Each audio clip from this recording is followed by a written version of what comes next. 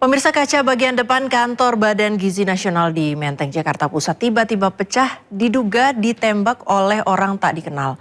Namun pengelola gedung membantah dugaan tersebut dan menyebut kaca pecah karena pemuaian.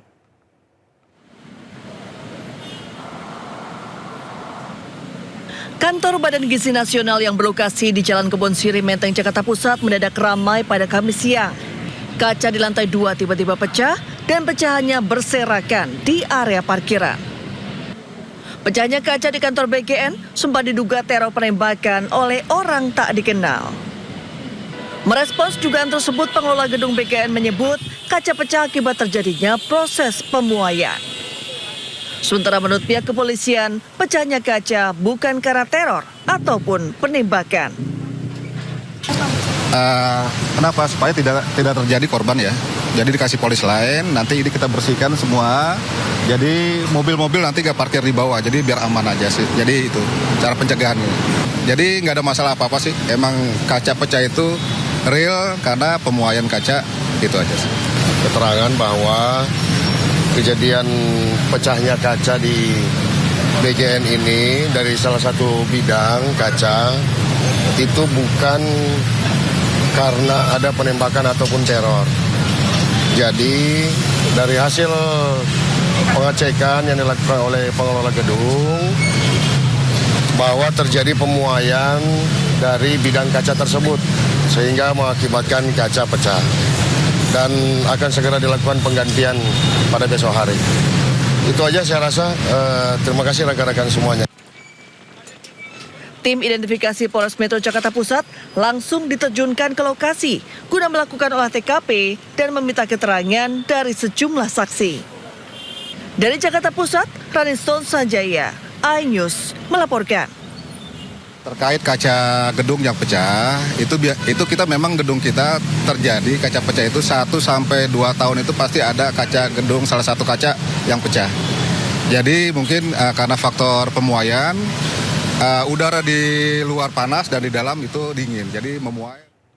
Pemirsa, Roy Suryo dan Dr. Tifa mengaku mendapat ancaman pembunuhan menjelang persidangan terkait polemik ijazah Jokowi. Roy dan Tifa juga mengaku mendapat berbagai bentuk intimidasi.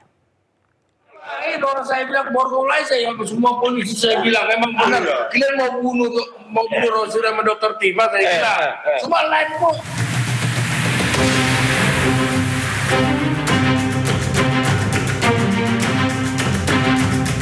Dalam sebuah podcast atau siaran yang diunggah tim kuasa hukumnya Refli Harun, Roy Suryo mengungkap ada ancaman pembunuhan terhadap dirinya dan Dr. Tifa.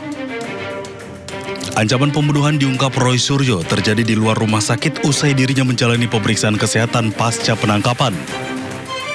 Menurut Roy dan Tifa, ancaman yang muncul tidak membuat mereka gentar karena seluruh aktivitas terdokumentasi melalui siaran langsung.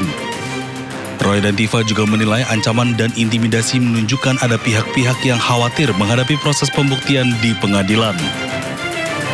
Akan sidang itu, sidang kita betul. Kalau kami kan siap, bismillah, kita siap, udah persiapkan segala macam, ilmu hukumnya kita siap dengan melalui kita.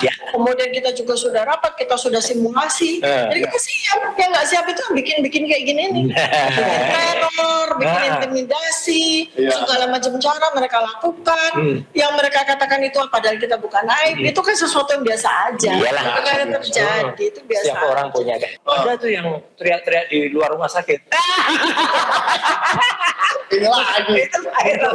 Berani banget. Emang berani saya karena benar. Katanya mereka juga berani ngapa-ngapain.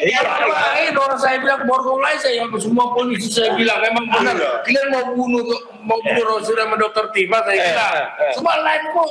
Iya. Enggak bisa. Karena kami live sudah satunya live. Jadi ini udah tahu mau dipaksakan ini. Itu aja. Dr. Tifa akan menjalani sidang kedua yang beragendakan pembacaan keberatan atau eksepsi pada Kamis 9 Juli. Sementara Roy Suryo akan menjalani sidang pra-peradilan keduanya terkait status tersangka pada Jumat 10 Juli. Pada pra-peradilan pertama terkait penangkapan, penggeledahan, dan penahanan, Majelis Hakim memenangkan Roy Suryo. Dari Jakarta, Tim Liputan iNews melaporkan. Pemirsa, sidang lanjutan kasus ijazah Jokowi kembali digelar di Pengadilan Negeri Jakarta Timur. Sidang beragendakan pembacaan keberatan atau eksepsi dari kubu Dr. Tifa. Sidang dimulai sekitar pukul 9 waktu Indonesia Barat. Sidang beragendakan penyampaian keberatan atau eksepsi dari pihak kuasa hukum terdakwa Dr. Tifa terkait kasus dugaan fitnah dan pencemaran nama baik atas ijazah Jokowi. Dalam eksepsinya, kuasa hukum Dr. Tifa menyatakan dakwaan yang dibacakan oleh jaksa pada sidang sebelumnya tidak berdasar. Kuasa hukum Tifa menilai harusnya jaksa menuntut terdakwa maksud kami berdasarkan alasan yang jelas.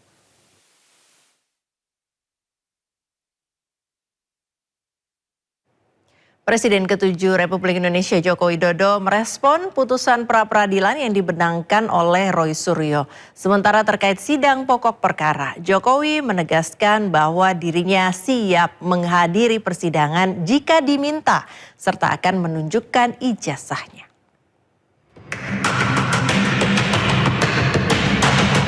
Pengadilan Negeri Jakarta Selatan menerima sebagian gugatan pra-peradilan Roy Suryo terkait penggeledahan, penangkapan, dan penahanan Roy Suryo dalam kasus fitnah ijazah Jokowi.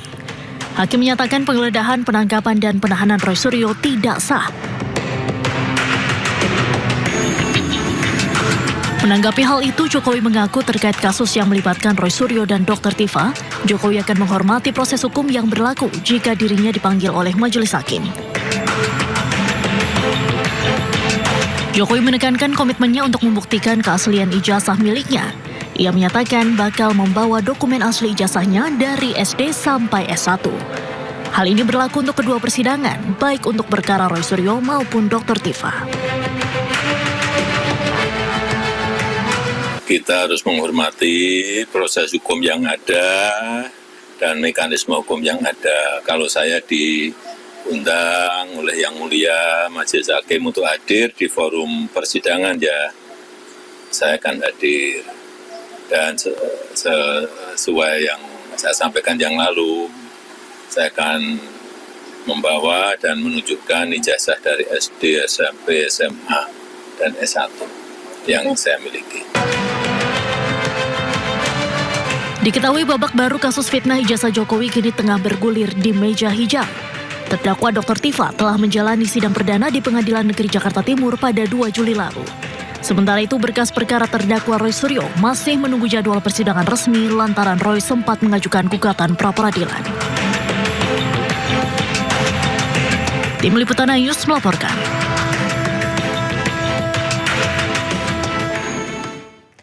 Pemirsa, usai menang sebagian gugatan pra-peradilan, Roy Suryo menjalani gugatan pra-peradilan kedua. Sidang yang digelar hari ini dengan Hakim Tunggal Iketut Darpawan ditunda dan akan kembali digelar pada Senin mendatang. Roy Suryo mengincar pembatalan status tersangkanya di pra-peradilan kedua. Pra-peradilan terbaru ini akan menjadi upaya hukum yang ditempuh terkait sah atau tidaknya penetapan tersangka. Penetapan tersangka menggunakan pasal 32 Undang-Undang ITE yang dinilai oleh Roy dan tim kuasa hukum tidak sesuai. Selain gugatan pra-peradilan kedua, Roy Suryo juga telah mengajukan gugatan perbuatan melawan hukum ke Pengadilan Negeri Jakarta Utara.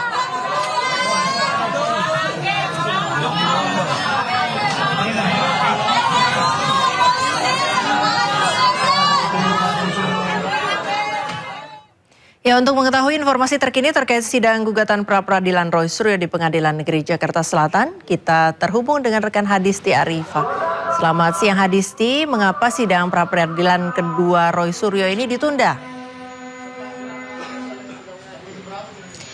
Ya, selamat siang Priska dan juga pemirsa, betul sekali bahwa untuk sidang pra-peradilan tersangka dalam kasus dugaan fitnah ijazah Presiden ke-7 Joko Widodo Roy Suryo hari ini akan dilanjutkan pada Senin mendatang, tepatnya 20 Juli 2026. Nantinya tanggal 20 tersebut ini akan menjadi persidangan yang akan dibacakan putusan dari Hakim Pengadilan Negeri Jakarta Selatan usai mendengar poin-poin keberatan yang disampaikan oleh tersangka Roy Suryo dan juga kuasa hukumnya. Nah, hari ini memang tadi sekitar pukul 9 waktu Indonesia Barat, Roy Suryo kembali menjalani sidang pra-peradilan terkait kasus dugaan fitnah ijazah Presiden ke-7 Joko Widodo. Dalam persidangan kali ini, gugatan yang disampaikan oleh Roy Suryo ini adalah terkait penetapan statusnya sebagai tersangka.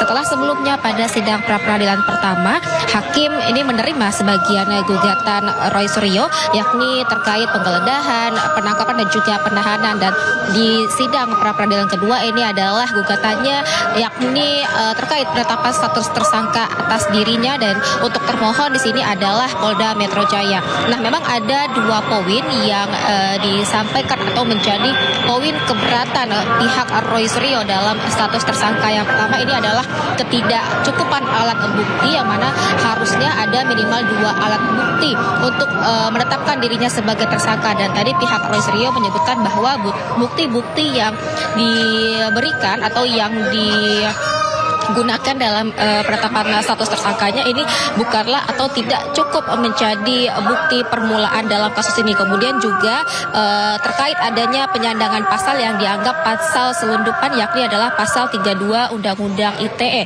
yang mana menurut Roy dan juga kuasa hukumnya bahwa penerapan pasal tersebut ini tidak disertai dengan fakta dan juga peristiwa hukum yang sesungguhnya terjadi.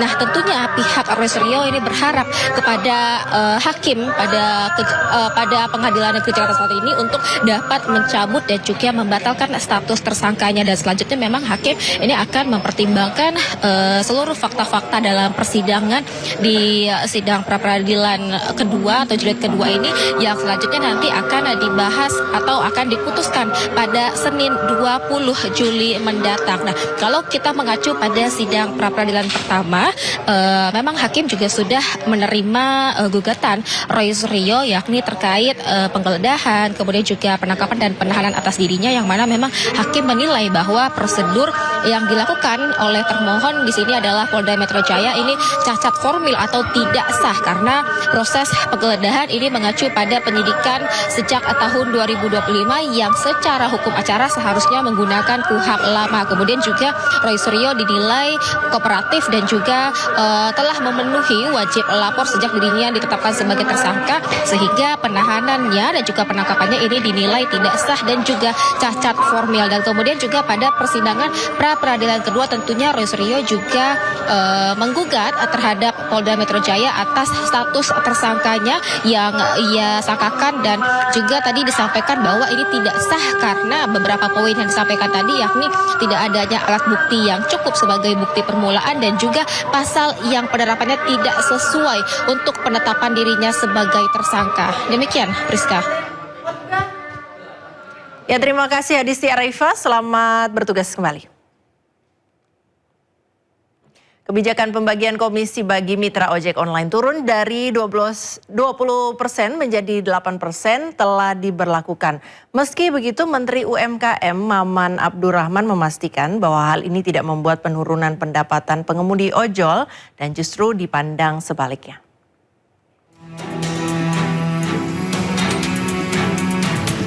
Kebijakan pembagian komisi ojek online telah berlaku sebesar 92% untuk mitra pengemudi dan 8% untuk aplikator. Komisi tersebut turun menjadi 8% dari sebelumnya 20%. Meski begitu, Menteri UMKM Maman Abdurrahman memastikan pemberlakuan skema komisi baru tidak menyebabkan penurunan pendapatan mitra pengemudi dan justru sebaliknya. Namun, Maman mengakui terdapat sebagian pengemudi yang mengeluhkan penurunan pendapatan. Hal ini dipengaruhi oleh menurunnya permintaan layanan transportasi selama masa libur sekolah.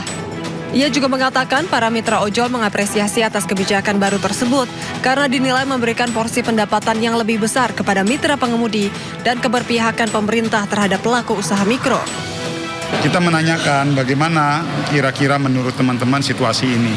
Ya, alhamdulillah positif semua. Mereka menganggap bahwa, saya kan menanyakan bahwa ada isu kok katanya dengan komisi mereka ditambahin 92% justru pendapatan malah makin kecil.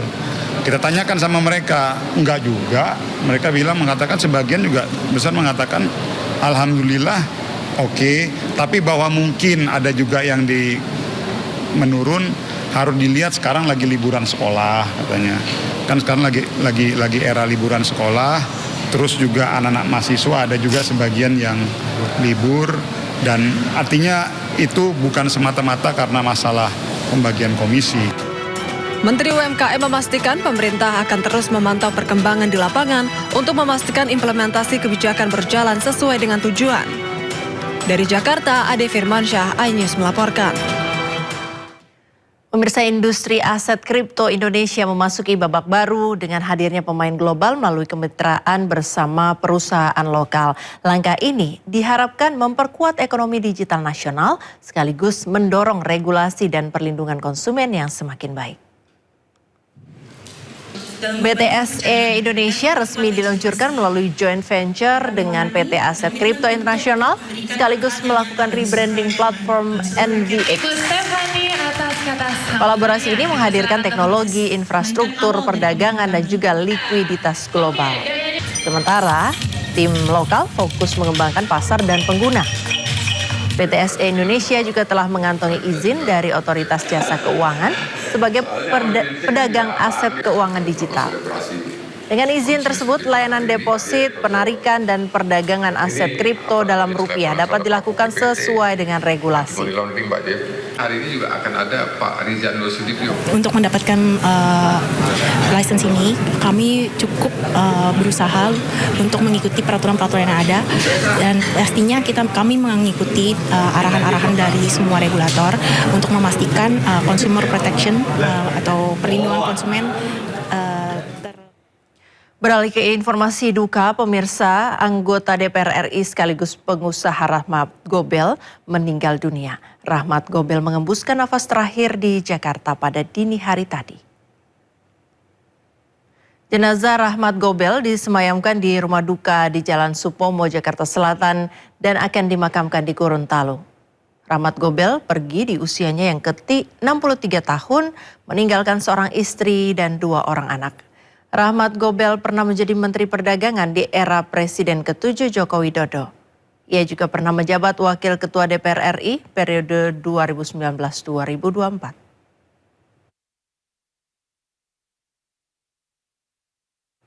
Untuk mengetahui situasi terkini di rumah duka almarhum Rahmat Gobel, kita bergabung bersama jurnalis iNews Salam Pulungan di kawasan Tebet, Jakarta Selatan. Salam, selamat siang. Kapan almarhum akan dimakamkan dan siapa saja menurut pantauan Anda tokoh yang sudah datang melayat ke rumah duka?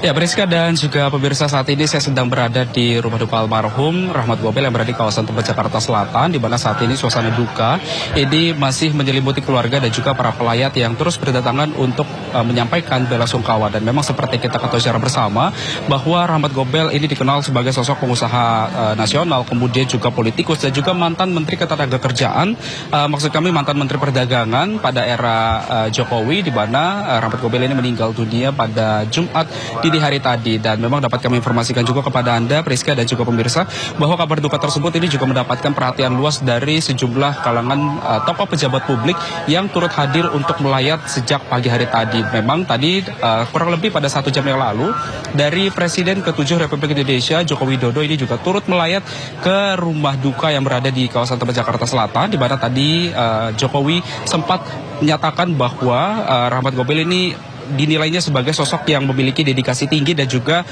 saat menjalankan tugas di pemerintahan. Karena memang seperti kita ketahui bersama bahwa Rahmat Gobel ini juga sempat menjadi menteri di era Jokowi pada tahun 2014 hingga tahun 2016, dan memang dapat kami informasikan juga kepada Anda, Priska dan juga pemirsa, bahwa pejabat tokoh publik lainnya yang turut hadir tadi juga sempat terlihat seperti Enggar Tias Tolukita selaku mantan Menteri Perdagangan era 2016 hingga 2019, kemudian juga ada Surya Paloh, Ketua Partai Nasdem, kemudian juga ada Saan Mustafa, Wakil Ketua DPR RI, dan juga Yasirli selaku Menteri Ketenagakerjaan, yang memang dari para tokoh pejabat publik yang datang ini mengenang sebagai sosok dari Rahmat Gobel ini sebagai kontribusinya yang sangat tinggi bagi perekonomian Indonesia. Dan memang dapat kami informasikan juga bahwa hingga saat ini pun suasana di kawasan rumah duka ini masih didatangi juga oleh para pelayat yang terus berdatangan untuk menyampaikan bela sungkawa kepada pihak keluarga dan juga kerabat yang terus berdatangan hingga siang hari ini. ini. Dan memang rencananya untuk dari almarhum Rahmat Gobel ini sendiri nantinya akan dimakamkan di Taman Makam Pahlawan Kalibata yang memang rencananya akan dilaksanakan setelah pelaksanaan ibadah sholat Jumat nanti. Priska. Ya, terima kasih, salam Pulungan, selamat bertugas kembali. Pemirsa, Prancis memastikan sebagai tim pertama lolos semifinal Piala Dunia 2022.